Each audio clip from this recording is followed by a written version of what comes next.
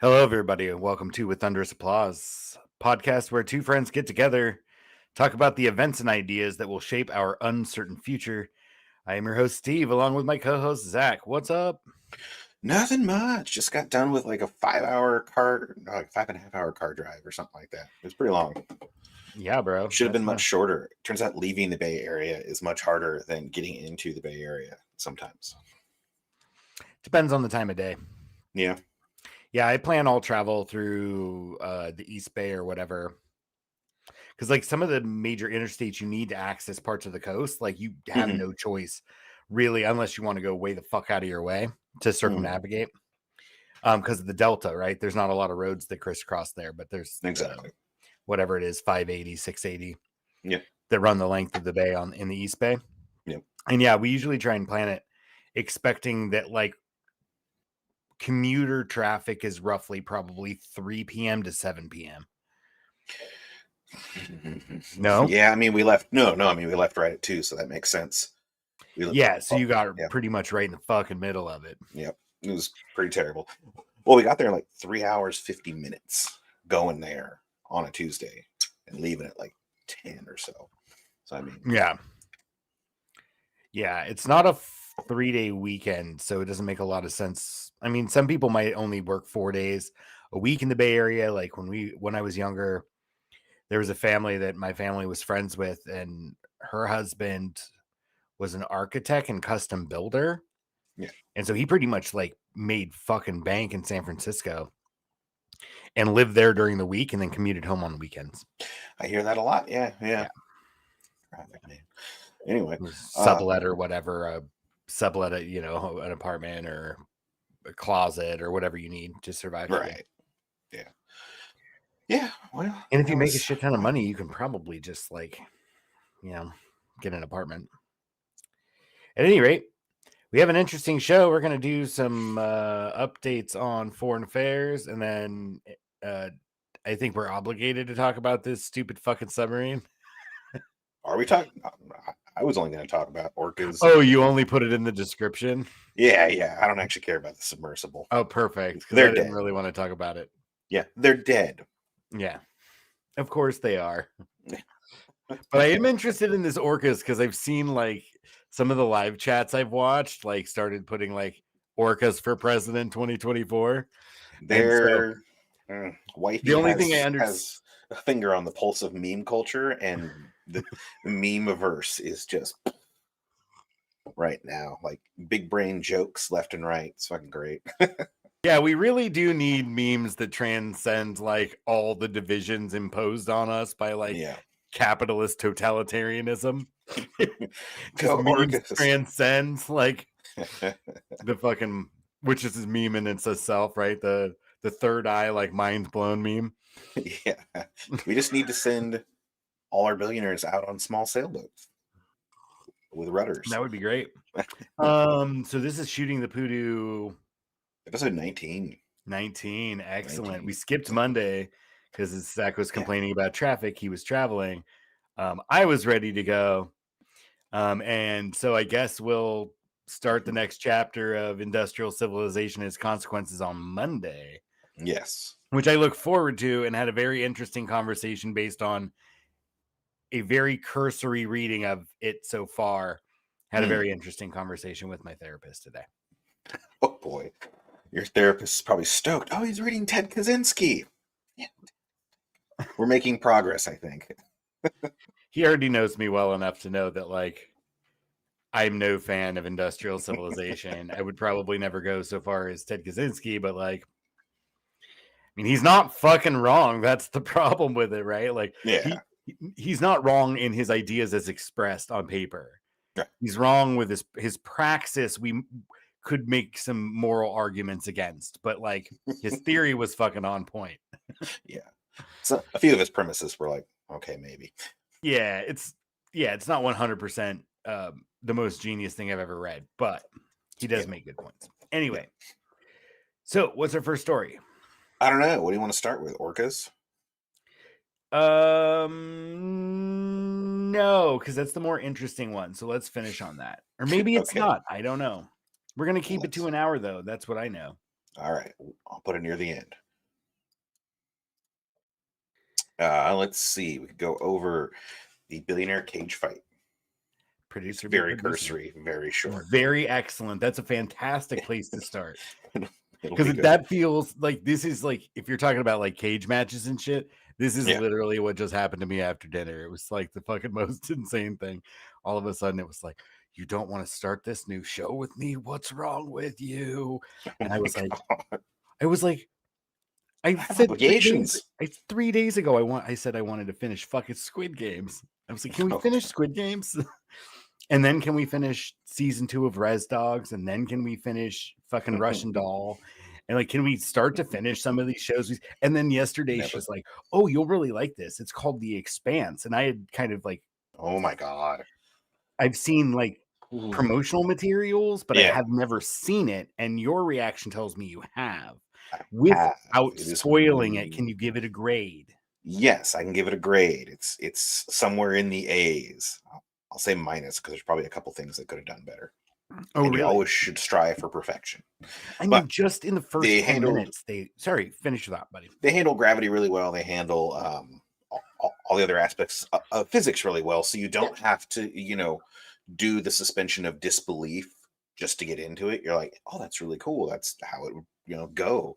And so like the threat of something loose hurtling through your ship when you make the jump, to super speed, as they don't have like light speed or anything like that. Right. Oh, they could just accelerate like really fast. NOS, but for starships. Right. We haven't got there yet, but yeah. I imagine, because it's all intersystem travel. Anything that's left unlatched is gonna cause trouble, and I'm like, wow, this is like being on a submarine. Well, I think it's interesting too, because again, I haven't even seen the whole first episode. That was the shock of us starting a fucking new show, because I was like, we never even finished an episode of that other one, which looked really interesting, and the premise is interesting, right? Like this kind of class. Well, I'll definitely watch it. Even basically, if I like myself. All the poor people ended up getting shipped out to the asteroid belt. Laborers. Yeah, to be laborers. A bunch of rich people went to Mars and they're like, we're going to green it up. And then there's people that are even further out, like Saturn and Jupiter. Yeah, they're mining ice for the asteroid belt workers. Exactly, yeah. And there's a whole bunch. Mars. And the show is really all about like power dynamics. And of course, since it's science fiction, like what it means to be human and all that. Yeah, so I haven't got to a lot of those themes, but I did think it set up a very interesting conflict very quickly. Yeah. That now they can work with, right? Versus like, other things that take a while for you to figure out what the fuck it's about. And I did think you were mentioning gravity, and there was a scene in like the first 30 minutes or whatever where like they're talking to people who basically have not had the opportunity to be in gravity, and they've been in like either 0G or low gravity for so long that they can't really function. Yeah. Their bodies aren't really working because their musculoskeletal structure is atrophied or whatever. And then the guy points out that the guy has fused vertebrae, and then says something about like bone density, like therapy, and his bones fusing because he got the cheap stuff. So like just in that little tiny piece of dialogue, not only are you working within this world that you've established quite quickly, but then you also indicated that he grew up poor, and that there's like there's like a kind of healthcare, a stratification in delivery of healthcare. Yeah. And the people who don't get the bone density stuff properly are generally going to wind up being workers and shit. It has been so long since I saw the first and second season that I literally forgot that Thomas Jane was even in that. And he is a crucial player in the first, like, I think it's one and two seasons. He was the what's the one all the cops love? Oh, the Punisher. Yeah. He was in one version of the Punisher, amongst other things. He's been in a lot of shit, but yeah. Okay, yeah. So there's a character that's really important in the first 2 seasons that obviously dies or disappears, or that's not really a spoiler. No, because really, honestly, like I just thought we're not here to talk about The Expanse, but anyway, that we started that last night, and then we got thrown onto this other show about like 2 brothers trying to navigate the world after their fucking brother killed himself, and like they inherited a dysfunctional restaurant, and I'm like, man, I'd rather watch two brothers fighting taco grandmas or whatever the hell it was from Rick and Morty. I'd rather Two watch brothers. fucking orcas sinking ships or rich people in cage matches. So yeah, so basically what happened is Twitter was doing what Twitter does, and Elon posted, something about like, oh yeah, we should do a cage fight, lol. And Zuckerberg replied, show me location or something like that.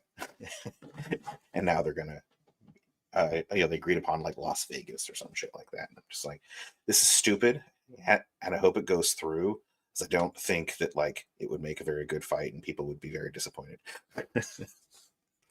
I didn't realize that it was Zuckerberg and Elon Musk supposedly fighting. Yeah, supposedly. I mean, the thing is, like, the guy who you think has a disadvantage, height and weight wide, does.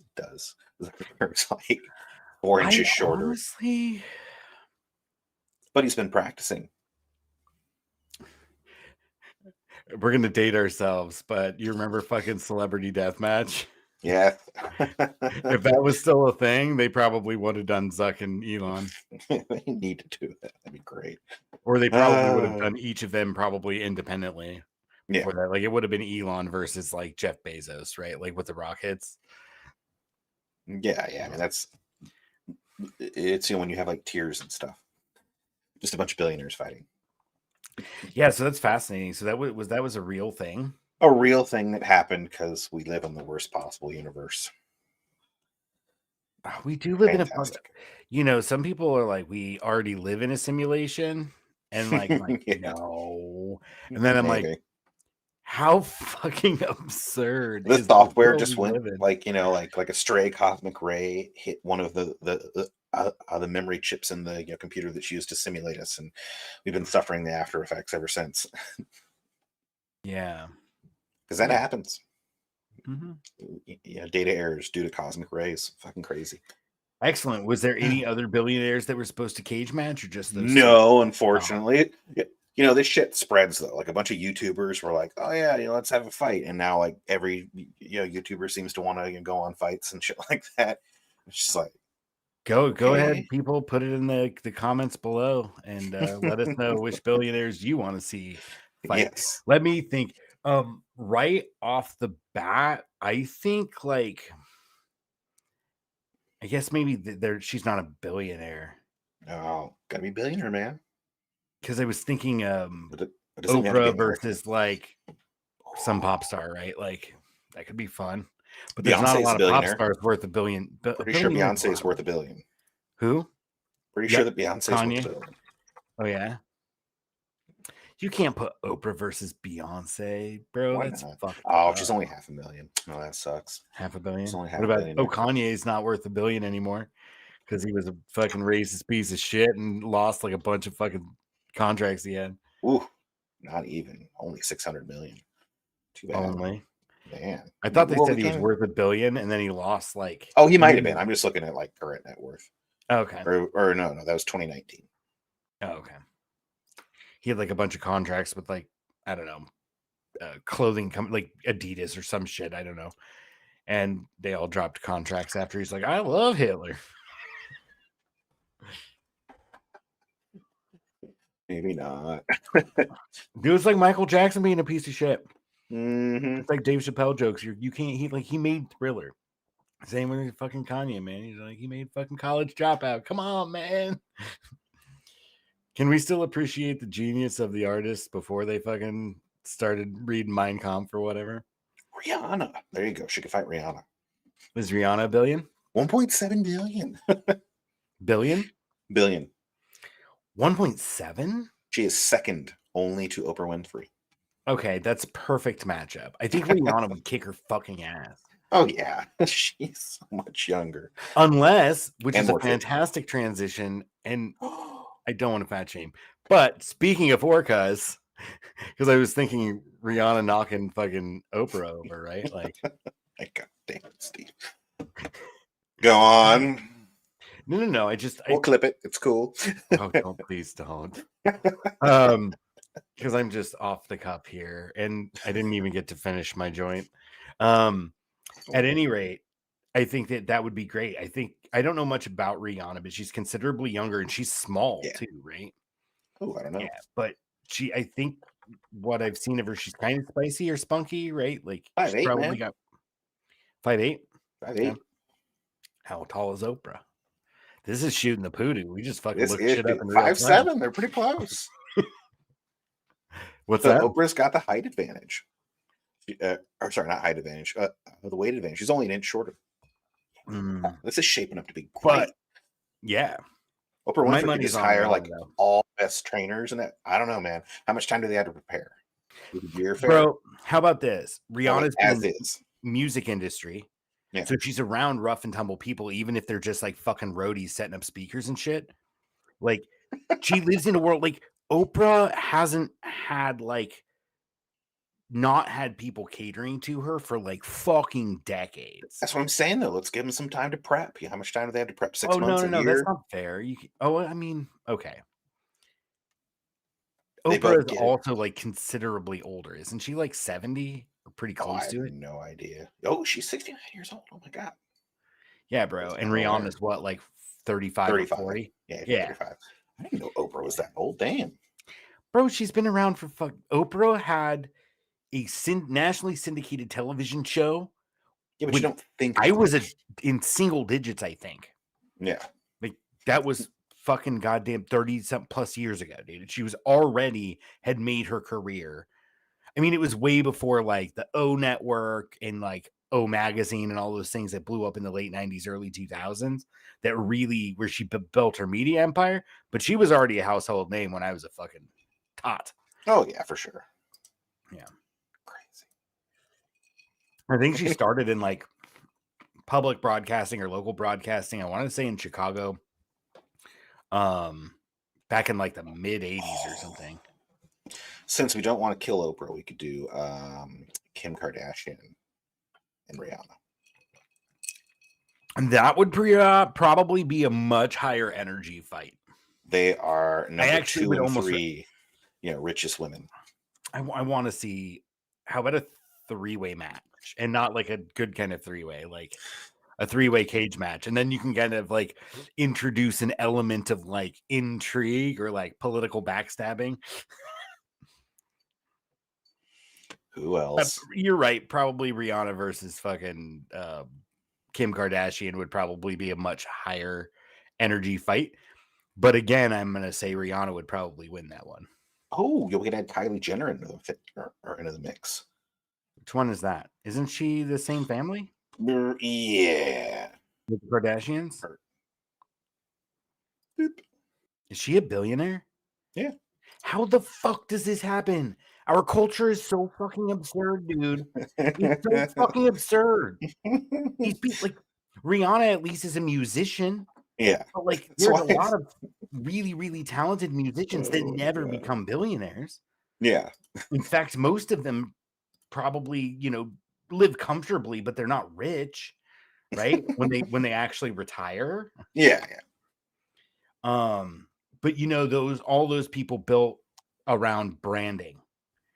And so it's the Rihanna brand endorsed shoe. Mm-hmm. And then that shoe company, which makes a fuck ton of money because Rihanna's endorsement sells shoes, they give her whatever tens of millions in contracts. Mm-hmm. In fact, I had an assignment in an accounting class where we were assigned, we didn't get to choose, unfortunately.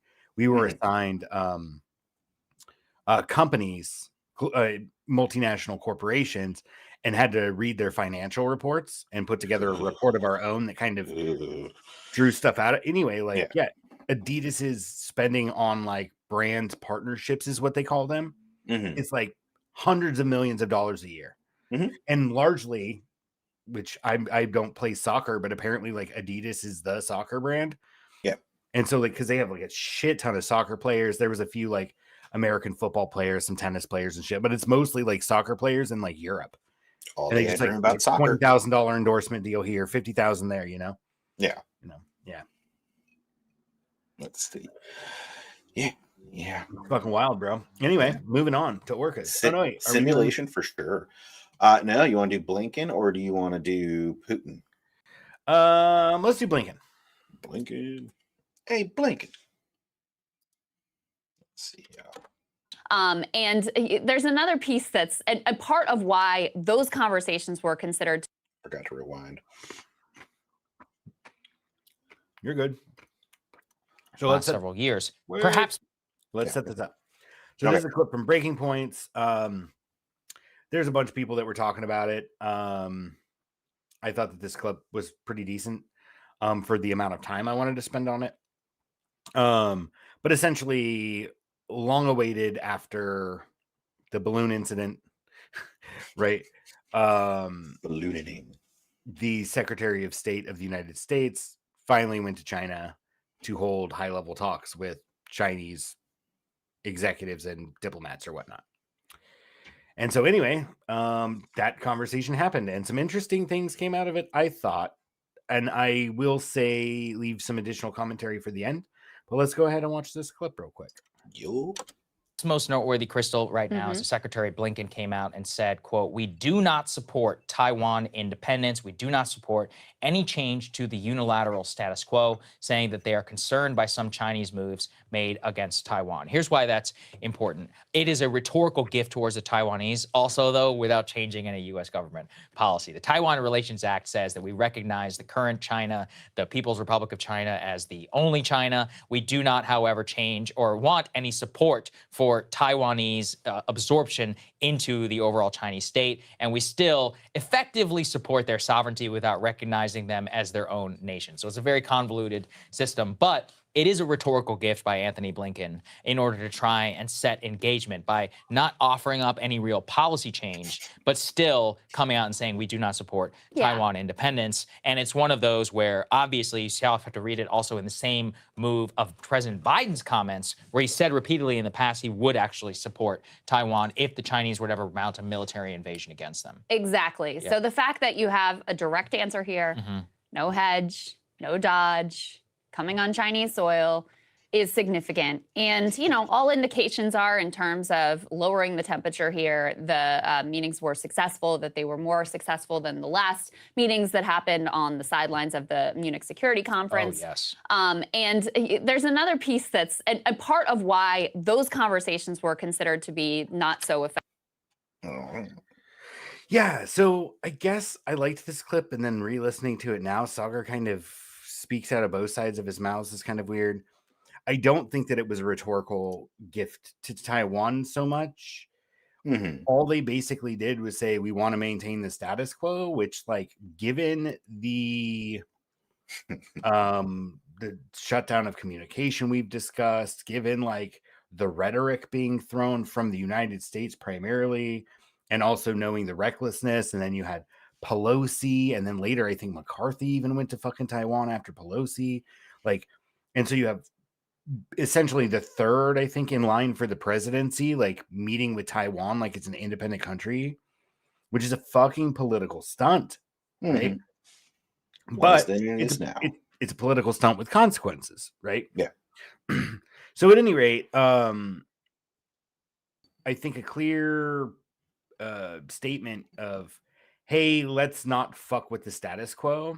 Yeah. If anything signals to Taiwan that like they're not going to initiate.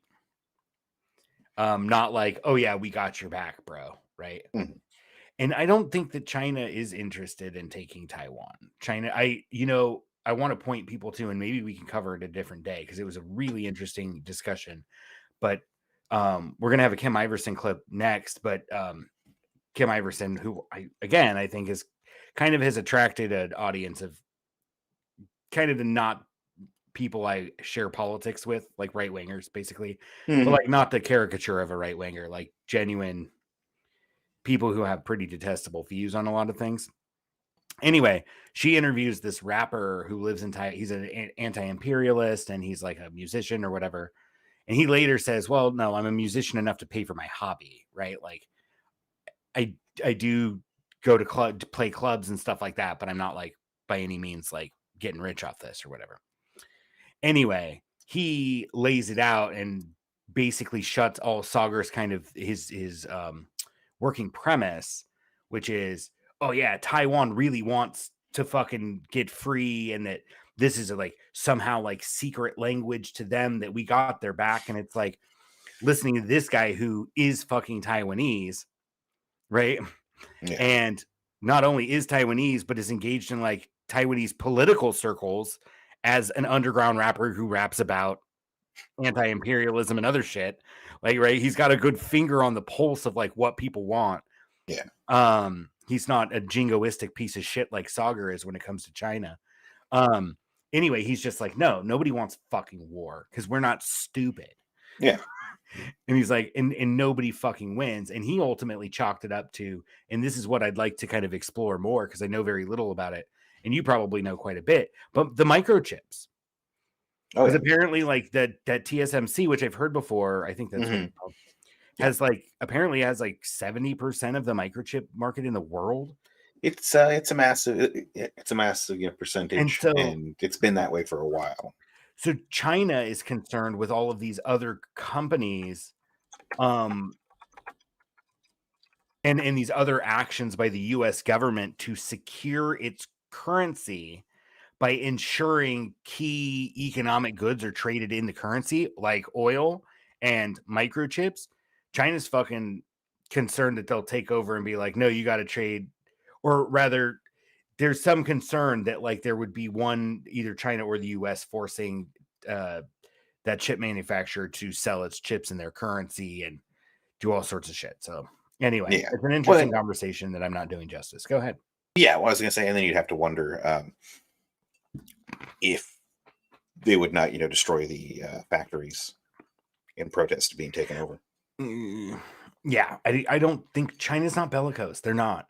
No matter how much the U.S. press and U.S. politicians like to say that China is like gearing up for war. Yeah. The United States spends more on its military than Russia and China and the UK and France and Germany and everybody, the top 10 countries combined. Yeah. Including China and Russia, the United States spends more. So like they're not a threat. And in fact, I heard that they finally fielded because they bought one older Soviet aircraft carrier and took a really long time to refurbish it, but it took even longer to train people how to use it. And then everything's written in Russian. Right. Maybe. And then they finally fielded their first aircraft carrier made domestically or designed domestically. And I heard that there was already like severe structural issues because like part of the there was like a big crack that you could see on the deck of it. Yeah. And so like it's not like they have a blue water navy, dude, right? Yeah. And their air force isn't huge. They just want to ensure their territorial waters remain open to their trade. Yes. They don't want they're going to attempt to dominate the world monetarily. Just like, the British and the Dutch and all the other the United States is now. Yeah, the United States is now, but the United States is also doing the big military like Rome did. So yeah, we know what we can look forward to. Right. And for transparency's sake too, we're not going to watch it, but that clip continues on and we might have to look deeper into that. But apparently there was some evidence suggesting that the satellite, the balloons were not simply weather satellites, but that's what they say. I have not gone elsewhere and seen similar things yet. So, but I did want to posit that it is potential that it wasn't just a weather balloon. I think that you and I were correct in our assessment that it should not blow up and become this thing that starts World War III for sure. Right. But it could potentially have had some kind of spy function. Right. Which is fine. It still doesn't fucking bother me. No, do your thing. We're all spying on each other. Yeah, we're all spying on each other all the time. I forget where I read it, but there are countries that have like mutual spying agreements. They're just like, no, you spy on me, we'll spy on you, and then that way we each know what others going on, and we're much less likely to go to war. Yeah, we talked about it before, like Open Skies Treaty, and then also all the nuclear agreements we had, which we no longer have, like had compliance. You had to be able to send people to go look at your shit, right, and write a report about it. Yeah, and transparency goes a fucking long way to proving. So, like Blinken again, to Sagar's point, the United States is not a good faith actor. And I hear in a lot of spaces, oh, Donald Trump did really great for American and these aren't like necessarily like the Trump echo chamber places, Right. but other people who you kind of have straddled the line between like left and right. Saying like, oh, Donald Trump did all this great stuff for like foreign policy. He didn't get us into any wars. I do want to say that like pulling out of the Iran nuclear deal and the Paris climate accord, right, and a few other international arrangements, including the INF, the intermediate range missile treaty. All of those things have huge, like you're like, oh, it's just the climate accords. It doesn't matter if we got it. They bring us closer to conflict. We don't follow through on international law. So who's going to fucking believe us? Right. It brings us closer to conflict. Which brings us to our next clip, unfortunately. No, we're good. We're good. Shit. Bro. Back to the very beginning. Yep. Well, over the past few days, a delegation of African leaders led by South African President Ramaphosa traveled to both Ukraine and Russia in an attempt to facilitate peace between the two countries. The war has badly affected living standards in Africa by raising food and fuel prices and disrupting trade. So many on the continent were hoping the peace delegation could lead to some momentum towards the end of the war, but Putin somewhat dashed those hopes with a dose of reality. During his meeting with the delegation, he pointed out that back in late March of 2022, the two countries sat down with leadership in Turkey to hammer out an agreement. And a draft of the agreement titled The Treaty on Permanent Neutrality and Security Guarantees of Ukraine was actually initiated and signed by the head of Ukraine's group of negotiators. And part of that good faith negotiation included Russia agreeing to withdraw its troops surrounding Kiev, which they did in early April, if you remember. So things seem to be going well, but then Boris Johnson swooped in and prevented Ukraine from going any further, which is why the war still continues. So here's Putin talking about this agreement. So she's gonna play a clip of somebody translating what Putin says about it, which I think is fantastic. I actually was trying to include a clip from Richard Medhurst, because I thought he gave a lot of good points, but the more I tried to find like a 2-3 minute clip, the more I realized that I couldn't get everything. And then I was like, Kim did one on this. Let me see real quick. And I watched it and I was like, oh yeah, perfect. 2.5 minutes. Hits all the points I wanted to hit. It's like, God damn it, I don't want to support you, woman. I'm got to convince me to start like taking Field of Greens like supplement that she fucking peddles all the time. I mean, they're just AG1 Greens. Yeah, it's sponsors. You gotta get paid, man. It's not, if somebody wanted to sponsor us, I'd probably be like reading their ad type or whatever.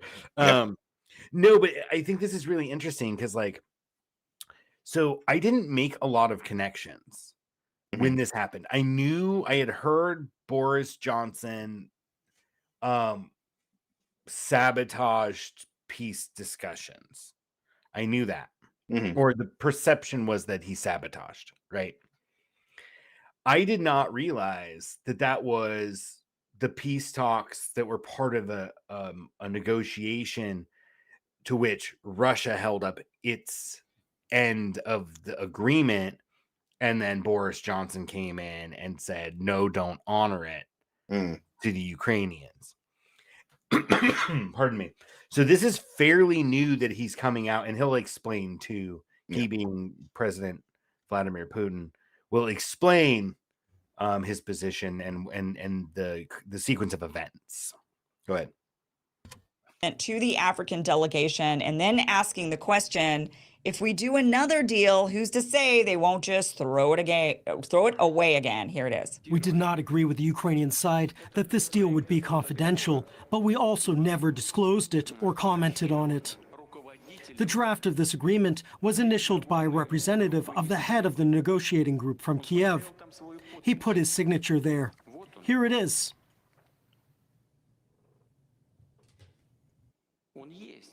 It's called the Treaty on Permanent Neutrality and Guarantees for the Security of Ukraine. It contains 18 articles, and there is also an appendix. Its provisions concern the armed forces and many other things. Everything is written there, down to units of military equipment and personnel of the armed forces. Here is the document. It is initialed. But after we withdrew troops from Kiev as promised, the Kiev authorities, as their patrons usually do, threw it all into the wastebasket of history. Where are the guarantees that they will not continue to abandon such agreements? So definitely folks should check out Richard Medhurst's discussion on this too. Because I do also, like, I remember hearing that Boris Johnson kind of sabotaged some peace talks, and hearing in the Western propaganda press that, like, oh, Russia is doing so poorly in their initial invasion. They got to the capital and then they lost it, right? Well, it turns out they withdrew in a good faith, like an act of good faith, based on those negotiations that later got sabotaged by by Boris Johnson and NATO. Right? And so here you're like, oh, look, we were winning. The fucking propaganda game is so insane. And it's so insane that, like, have you kept, since our last discussion of what's happening with the great counteroffensive, have you paid attention at all? No. Bro, it's meat grinder max. Yeah. Like, it's, I heard from several different places, I saw the figure 13,000. 13,000 Ukrainians alone. Yeah. And Russia's estimated to have lost significantly less than that. They're reporting a 10-1, but it's probably more like a 5-1, which is still worse for the Ukrainians than if it was like the standard. I think most military doctrine believes in a 3-1 exchange. If you can win on a 3-1 exchange, then you're winning. Meaning that, like, an offense against a defended position, you're expected to lose 3 men to their 1 man. Right. And for as far as logistics and how many troop commitments and stuff. Yeah. Can you consider it an actual victory? Yeah. Yeah, exactly. And can you count it as a victory? Yeah, exactly. Yep. So at any rate, I never connected those events in my mind. And it just shows that I'm even things that I kind of have my still head learning wrapped around, still learning new things. And yeah, still learning. The web that's been woven of just fucking corruption and manipulation and all those fucking, sure, many of them have like fucking extremist nationalist ideologies. Whether it's bona fide Nazism is really fucking common in the Ukraine. Or they're just people that are getting snatched off the street, because Ukraine's doing that too. You're like, you're a young man, not in uniform, not in the hospital, and not on the front line, then you're fucking coming with us, right? Here's a gun, here's a helmet, here's somebody's bloody body armor, go. Yeah, it's fucking insane, bro. It's so insane. All because the US doesn't want peace. The US thinks it's going to bleed Russia dry, and Ukraine has lost 13,000 men. By this point, a significant portion of all of the equipment that has been sent to them in the last several months, they lost it all in a week and a half, and they never made it to the first of 3 defensive lines. It is a fucking bloodbath, and it's disgusting, and it's disheartening, and it makes me fucking angry, because we're talking about celebrity fucking cage matches. Let's have Biden fight Putin. Who do you think will win? Putin. Kick his fucking ass. Even though Putin's also pretty fucking old. I have a feeling Joe Biden doesn't stand a chance. Yeah. I think one keeps in shape a bit better. Yeah, Putin will be like, oh, did you drop that? And Biden will be like, oh, what? And look down. Putin uppercuts him. It's over. He uppercuts him after like doing double tumble after riding on the back of a bear. Oh no, Steve, we've lost you. I know. I'm totally fantasizing about Putin. No, I'm poking fun at the absurdity again. I'm beginning to think that we live in a simulation. Maybe that's the new the new name for our Thursday segment. Live from the simulation. Or something. Shooting Poodoo in the simulation. All right. Live carry on, my friend. Let's talk orcas. Let's talk. What are they called? Cestians? Oh, cetaceans? Cetacean. Thank you. Yeah. I never heard it pronounced. But I see that word a lot, and it's just referring to that class of sea mammals that are like porpoises, dolphins, whales, right? Yeah. Okay. And I think in this video or another one, I don't know if it's in the clip, they refer to them as being actually in the dolphin family, like the largest of the dolphins. Okay, orcas are dolphins, and orcas we call killer whales, but in fact they're not whales. They're dolphins. Orca. And that makes sense because most whales are whale on Wikipedia. But no. Belonging to the oceanic dolphin family. Oh, okay. So dolphins are a sub of whales. Interesting. Learn something new every day. cetaceans or whatever you called them. Yeah. Cool. Oh, this is not what I thought at all. What did you think? So I read an article that that Russia had trained dolphins. Oh, they have, yeah. And I guess common practice, actually. Yeah. Like we train sea lions, I think it is, and probably dolphins too. I think the orcas are like first alarms, or I think the orcas are like the cats of the dolphin family, and so if you tried to make them do anything out in the ocean, they'd be like, nah, fuck you. Like, while you have me in captivity and provide all my food, I will appease you. I will do some tricks to get my food. But once I'm out in the ocean, fuck you. Yeah, right. Probably. I don't know much about whales, and I've never been to a water park like that. I honestly think zoos are fucking sad. I went once, and I've never been back, and I never want to go back. Like, I'll take the aquarium, where they have like some sharks and fish and shit. That's good enough. Yeah, so let's learn about this. I didn't know this. Go ahead. And I mean, when you start thinking about what's going on, it almost paints this picture of, at some point, some orca or the orcas decided that this could have been a threat, and then they had to communicate. It's either the same pod or they had to communicate that with other orcas for this to be going on in different places. Is there a chance that this is all the same pod, the same orcas, or does it seem like it's happening with orcas that may be outside of a family unit? Well, this is likely what we call a residential pod, a residential extended family group. And this is a behavior, just like human beings, is through trial and error. It's through learning and through discovery. And what is likely is one orca is teaching another orca, likely a mother teaching its calf, this behavior. Now, there's two theories to why this is happening. One theory is that it's out of being rambunctiousness, playful behavior. Of course, they're very powerful, and there can be devastating consequences to that playful behavior. The Lenny defense. But the other is that it's because of a traumatic event. There's one female orca in particular, and one theory is that maybe she was injured. She had this traumatic event, and now she takes a sailboat as a threat, and she's taught this defensive, then offensive behavior to other members of her pod. I think it's another part of this interview, or maybe another one, where they're talking about how they go after the rudder, and they're like, people on the boat were like taking a video of it. They basically ram into the rudder and then bite it and pull it off. And so I think orcas, like birds, are not real. I think they're actually robots, and it stands for Organized Rudder Calamity Android System. They're just taking down ruddered sailing boats. That's left and right. Second time we deserve a stamp of the third eye mind blown fucking meme. Did you come up with that acronym, or did Reddit? Zach? No, I did. No, I did. Say it one more time for the people in the back. Organized Rudder Calamity Android System. Yep.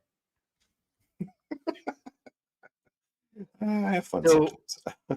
I'm seeing on this screen, I guess it's the video screen. Can you pop that back up? Yeah. Can you move your head? Down. Yeah. Move us both down. Okay. Killer whales of the Strait of Gibraltar, an endangered subpopulation showing a disruptive behavior. Now, I'm going to have to look that paper up, because if their subpopulation is endangered, meaning their habitat and their hunting grounds and other things, it's saying that other fucking species will fight for their territory. Most will. Animals are territorial. Yeah. If there was another coexist, right. everything's fine. But as soon as they're like, oh, these people are coming and throwing nets and taking all of our fucking food. That was actually another video I watched, and that was one positive theory, is that it is competition for food, and they're taking it out. And they figured out that rudders are a fair target. I mean, the whole thing is fair. Boating is dangerous. Yeah. Oh, yeah. You know better than I do, because I mean, about that. We've talked about it, and I'm like, oh, man, as cool as it would be to like a small boat and like just travel the world on a small boat. I've also been out on a boat in the middle of open water, and it's not great.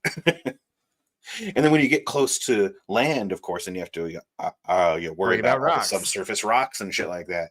We just went to a beach this weekend where there was a grounded boat that had just been abandoned because it was buried in sand. It must have got brought in during really, really high tide, crashed, and now it's stuck. It's pretty cool, actually. I believe that. Yeah, that happens. But the ocean is a cool bitch. And also the planet has to fight back, right? Right. I think I might have said on this show or somewhere else, like, in a lot of ways, I think like global warming is basically the Earth fucking with a fever. It's burning a fever, and it's got to fucking purge the disease, right? Yep. And it's going to purge a lot of other things too, right? Yeah. Like a fever is hard on the body, but the body will recover. Yeah. After it purges out the germ. Hey, man, I think Agent Smith would agree with you. Excellent. Well, anyway, I think that was our last story, and we're like, dude, I don't even think we're 45 minutes. We are at 45 minutes, yeah. 47, 27, 29. Okay, great. Well, that wraps up really fucking tightly. Yeah. Do you have anything else to say about our trip? I really like your acronym. That's fucking rad. I definitely never understood the birds are robots thing. Biologically indistinguishable robot, or biologically indistinguishable replica droid.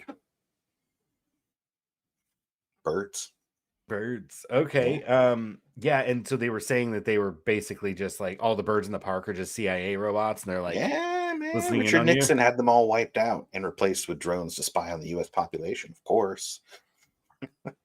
Did people take that seriously, or people do take it seriously? It started off as a joke. It's a meme. You can trace it, and then now people are doing like taking that just as seriously as like QAnon. For some people, they're like, "Oh my god, bro!" No, not all birds, of course. I am convinced that, yeah, we must live in a simulation, bro. I mean, not. We're just we live in absurd times, because this is what happens. Like, as I might have said before, like the stories we are told, the stories that are passed to us, socialized into us through our education, through our parents, and our rituals, as bizarre as those are, but like family holidays and this, that, and the other thing, all the things that make us cumulatively us. Yeah. Those stories like don't actually explain the world we witness with our own eyes and ears and mouths or whatever, like with our senses. And so there's this huge disconnect between the way we perceive of the world and the way we actually like perceive of it intellectually and what we actually see sensorily, if that makes sense. Yeah. And that disconnect leads to all sorts of batshit crazy shit, like birds being fucking. I can tell you they're not robots because the cat kills one and rips it open, and it certainly appears. Well, not all of them. Not all of them are robots. I mean, that would be ridiculous. Just city pigeons. Yeah. I don't want to contribute to the problem, but I've definitely considered building a dovecote.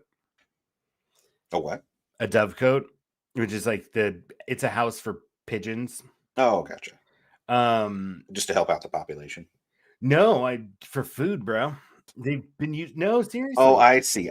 No. I'm sorry. I thought you were actually trying. They used to actually build attic spaces, right? So in the attic above a house, they'd build spaces so that pigeons can come in, and they'd make space for them, so they'd have their fucking babies there, and then the adult pigeons just forage all day, and then they come there. So when you're fucking hungry, you're like, snatch, reach into the pen and grab one. And you got pigeons shitting in your attic. I mean, yeah, I guess for sure. But I mean, it was designed for that. I'm just saying what I understand. And like in the Middle East too, they'd make, and I think even in ancient Egypt is when the first ones emerged, or it might have been a little closer to like, yeah, maybe a little more recent than that. But anyway, they had these big towers they would build, and they would just be like part of like a farm building, but it would just be pigeons live there.